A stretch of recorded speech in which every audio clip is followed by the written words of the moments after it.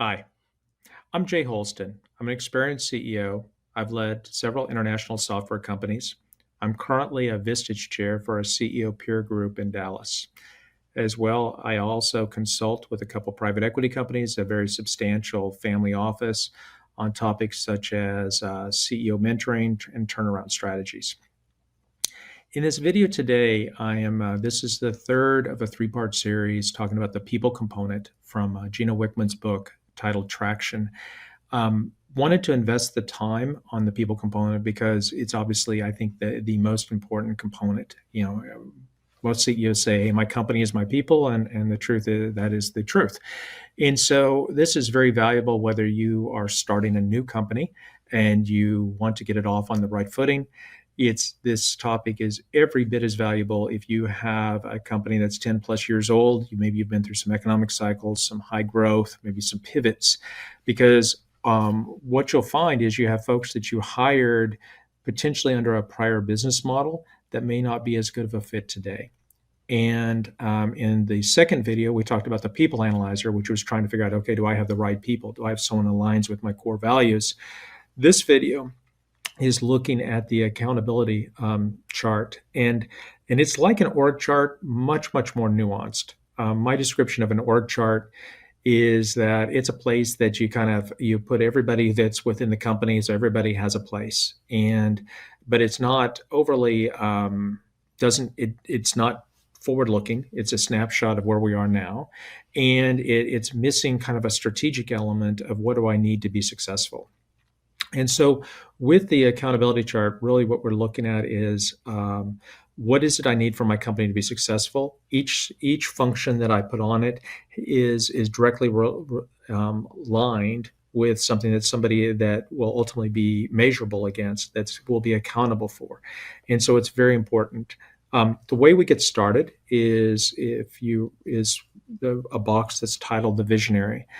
So if you're a founded company, the founder would go into this box because the founder is somebody who obviously has a tremendous amount of energy to be able to create this company, has a good touch for what the business needs are, to have a successful business, and has good relationship or a good feel for culture, a good relationship with vendors and suppliers. In a private equity-based company, you might bring in a professional manager. Typically, the CEO will fit into this role, but there are examples where someone else within the organization has been chosen to be the visionary. Below the visionary is a role that EOS calls the integrator. And in a small company, once again, this could be the founder again. It is difficult to be the idea guy and the person who's responsible for delivering results. It's a little bit easier to have that separation. But in a large company, it's almost always the COO. This is somebody who spans across the breadth and depth of the business. When you look at underneath that integrator, there, in most businesses, at a minimum, you have three functions. The first function would be your sales and marketing. Those are the folks who bring in the revenue. You have your operations. These are the people that either provide the service or make the product and retain the relationship with the customer. And then you have finance and administration, which this helps with managing of the bringing of money in, money out, as well as all of the infrastructure. Now, in larger companies, once again, I'm going to more the private equity or larger companies, you'll need to go beyond three. And so, for example, let's say there is a chief people officer, a CTO. Well, we would go ahead and show them on the top line reporting to that integrator. It's advised to try to keep it to 7 or less. 7 tends to be kind of what's thought of in business standards as a maximum span of control for somebody. And so just trying to keep that in that natural span of control for that integrator position. Once all the boxes have been put to place in terms of here is the roles that we think or that are going to be necessary in this accountability chart, now it's good to go in and define them in a greater level of detail and think of this like 5 bullet points within each one. Once again, you're not thinking of a person because we've not put names in yet, but this is where we want to define what are we expecting of this role. And so let's go back to the visionary because that's a pretty easy one to understand and pretty universal. This is a person who probably has role of R&D, research and development, being a creative problem solver, managing major relationships, being responsible for culture, and being responsible for selling and closing. So those would be put into place. And you would do that for every single box that's on the accountability chart.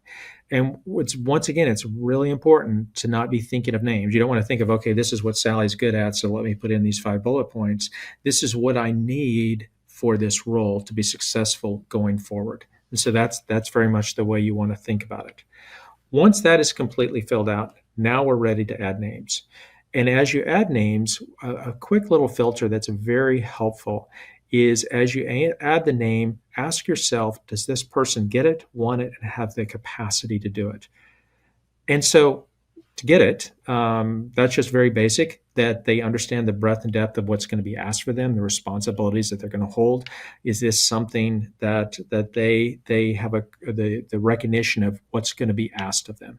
Wanted is, do they really want the job? I mean, and it could be in some cases where somebody thinks the job is below them, or it could be that they think that they're not ready for the job. There could be lots of reasons why, or someone may think that the job's going to be too demanding. It's very important to know, do they want the job? And then the third one is the capacity. You can have some very, very raw people that just do not have the mental or physical skills to do the job well. So needless to say, if anybody's a no for any one of these 3 criteria of get it, want it, or do it, don't put their name in the box, because they are not a good fit. It's imperative that you place a person in a box where they are 3 yeses and they get it, want it, and have the capacity to do it. Now, a lot of times I'm asked, well, how often do we need to keep this up to date? Well, if you have a company that's growing by 20% a year, I think it's very natural to think that you're going to be updating this accountability chart every 90 days, because that's just the growth of your business. And also, it's very important to understand that if you do have a high growth business, that people will find that the position has grown beyond them. And so an example being, I hired in my head of finance when the company was 20 people. Now that we're 200 people, he's not able to keep up with everything that's required of him. And so that's very natural, and that needs to be anticipated and planned for. So as a quick recap, we've been talking in this three video series about having the right people in the right seat. The People Analyzer is a fantastic tool for making sure you have the right people. And what I've spoken about in this video, which is the accountability chart, is a really good tool for thinking through what are the seats that you need and evaluating, is this person the right person for this seat. I hope you've found this to be valuable, and decide to subscribe to my channel, and please like this video, and I'll look forward to seeing you in my next video. Thank you very much. Goodbye.